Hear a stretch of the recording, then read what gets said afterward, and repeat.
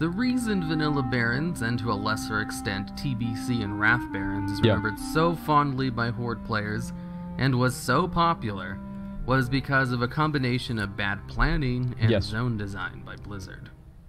If you look at some of the earliest screenshots of WoW, you'll notice that almost all of it is Alliance zones and cities.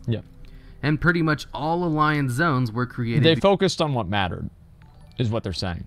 They focused on what mattered. There was like, you know, should we focus on the Alliance or, you know, like the Horde?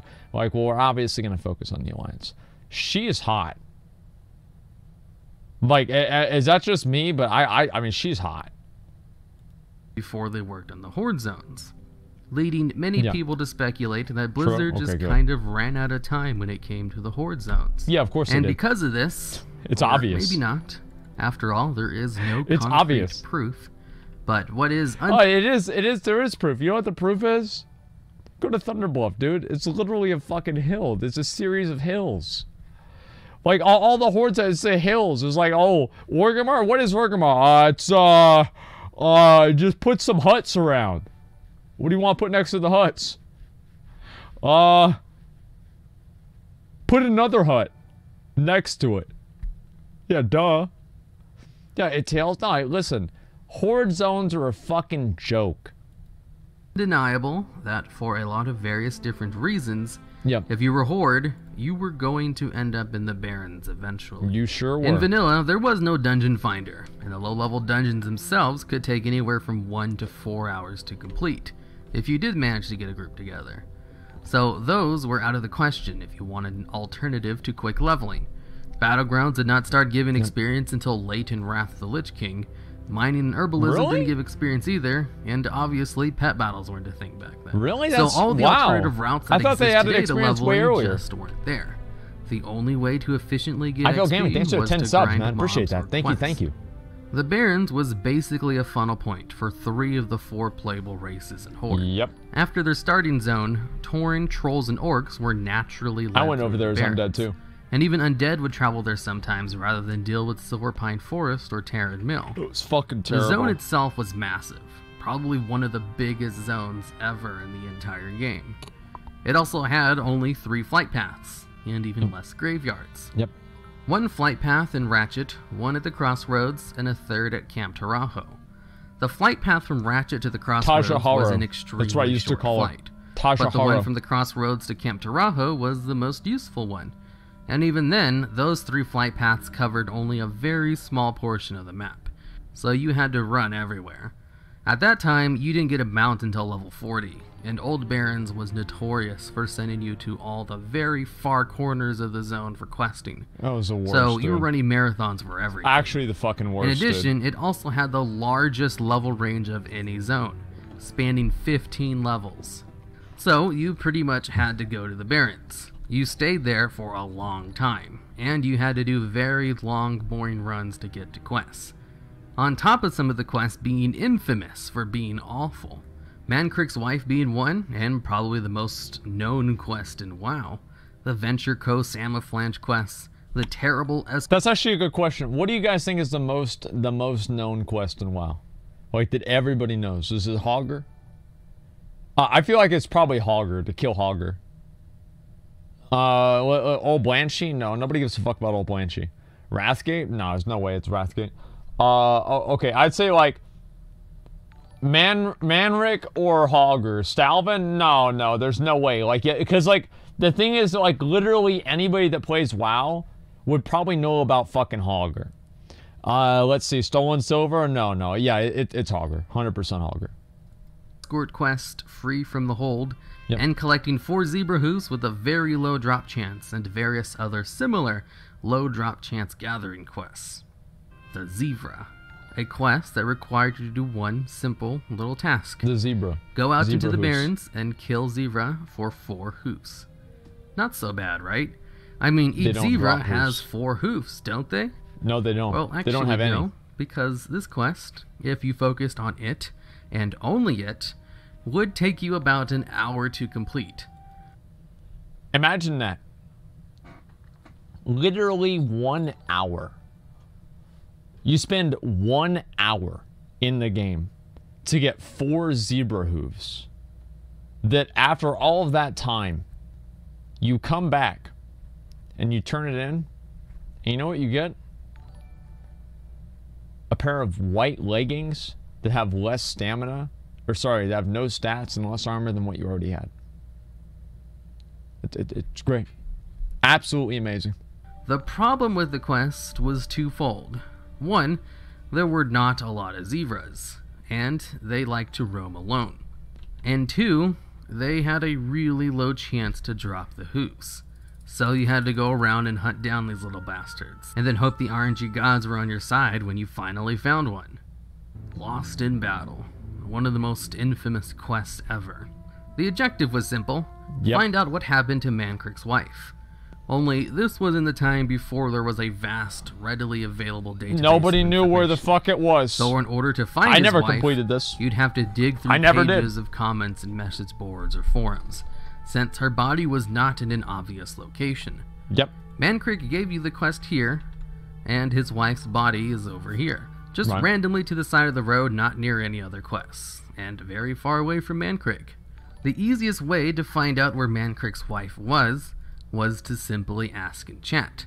And Barrens being the most populated zone in those days, you had plenty of people more than willing to help you locate Mancrick's wife. But after the question has been asked for maybe the 10th time in the past 30 minutes, people would start giving not so serious answers, which would then devolve into more off-topic discussions, most of which involving various links to certain legendary weapons, Donald Trump, and the tales and exploits of one known as Chuck Norris. And more importantly, Donald Trump. All about him now. If Barrens isn't remembered for its terrible questing experience, because really I could go on and on about some of the other really terrible quests in the zone, the Barrens chat is what Trade Chat started out as. Yep. Random trolling, anal theory, blessed blade of the Windseeker, dumbass motherfuckers, and other various is what he's saying. And memes. Dumbass motherfuckers. So many Horde players spent so long in this one zone, running very slowly all over the place because it was massive, and only had 2 relevant flight points, you had a lot of free time to chat while auto-running to the crossroads. Look at the fucking gun next to the zebra. Oh no. LFG your mom. Where's Azeroth? That's... Jesus Christ. And that is why Barrens is remembered. For Barrens chat. And its incredible leveling experience. Oh, and also Alliance raids. The Barrens chat might have been full of memes and childish trolling, but it was also full of the Crossroads is under attack. Yep. Since it seemed like the Crossroads we did that shit too. That was really fucking fun, man. That was so fucking why were the fun. Crossroads always under attack? Well, for a number of reasons. They only had level 40 guards. For one, the Alliance knew that there were a lot of Horde players in the Barrens. And not only that, but low-level Horde players. The Barrens also had a very crucial geographical flaw that Alliance zones of similar level did not have. Ratchet. This little city was neutral, had a boat to the Eastern Kingdoms, and a very short run to the Crossroads, which was nearby.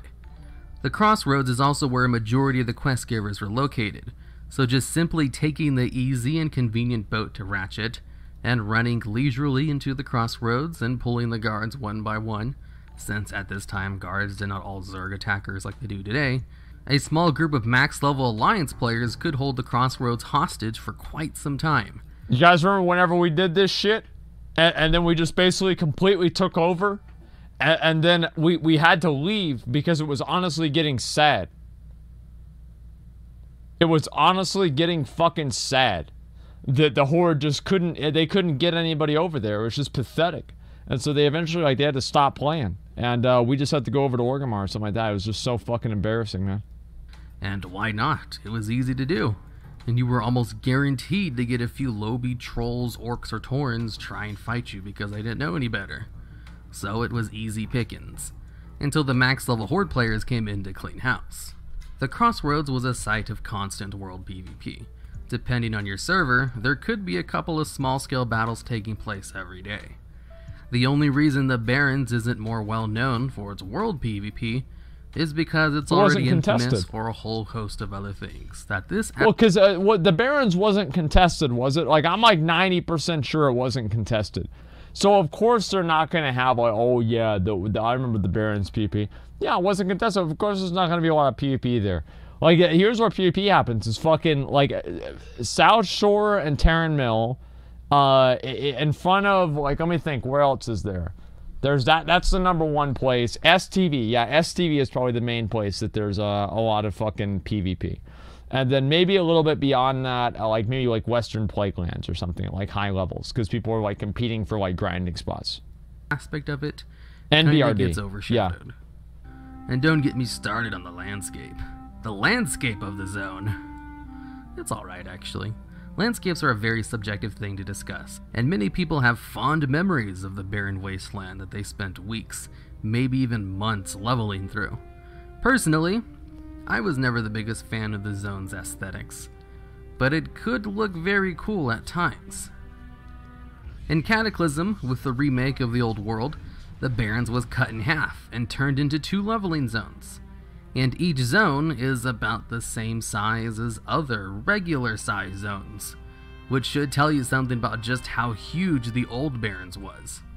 If splitting it in half made each new zone only normal sized. Okay. And with the splitting of the zone, most of the old qualities of vanilla Barrens are gone. You no longer... I never liked that. Like, Blizzard totally fucked up by letting this shit happen before they had the technology to have the 2 separate zones at the same time. They totally fucked up by not doing that. Longer need to stay in any zone for very long with all the alternative ways to level.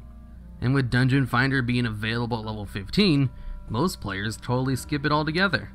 So Barrens chat isn't even a thing anymore.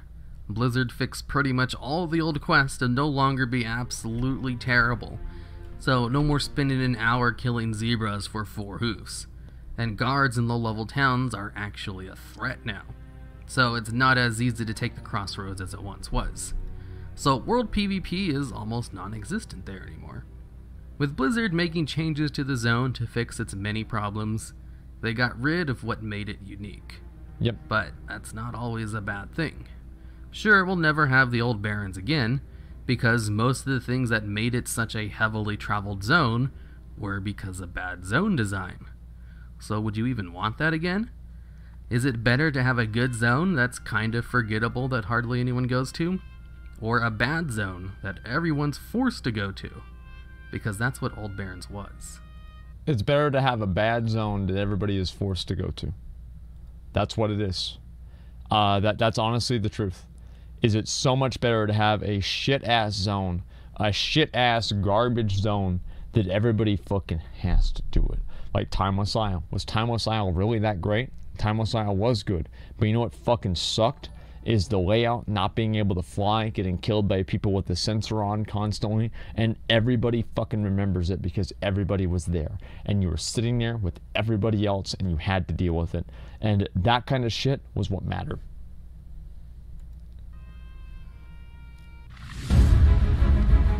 When we go, vanilla questing and why it was remembered. I don't know.